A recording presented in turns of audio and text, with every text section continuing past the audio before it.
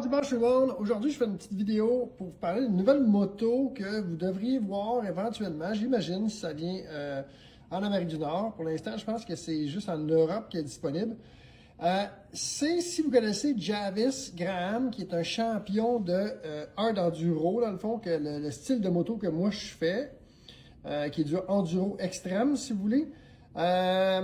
Dans des terrains, c'est du enduro, mais dans des terrains vraiment compliqués. Ben, ils ont sorti une moto, dans le fond, électrique, avec son nom dessus, dans le fond, qui a testé lui, qui est vraiment adapté à 100% pour le hard enduro, pour le enduro extrême. Fait que je vous montre la moto tout de suite. Première vue, je trouve que le look ressemble un peu à une moto chinoise, mais je suis sûr que c'est vraiment une bonne moto qui est vraiment bien adaptée pour l'enduro extrême. Il y a même une renverse sur la moto, fait que vous pouvez reculer.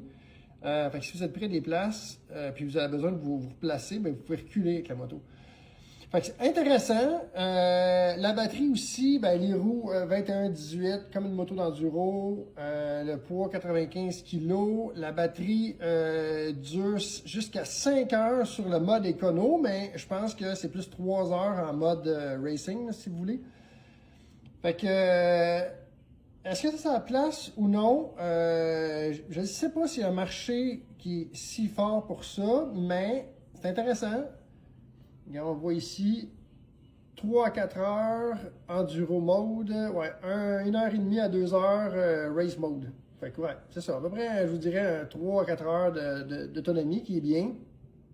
Ben, c'est vraiment important l'enduro comme ça d'avoir une bonne économie de batterie.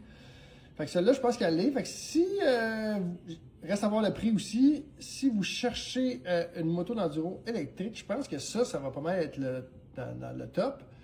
Mais comme je vous dis, au niveau du look, je suis pas sûr. Puis je me demande aussi, est-ce qu'il y a une demande assez forte pour ça ou non?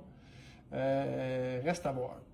Fait que dites-moi ce que vous en pensez, si c'est le genre de moto qui vous intéresserait ou non.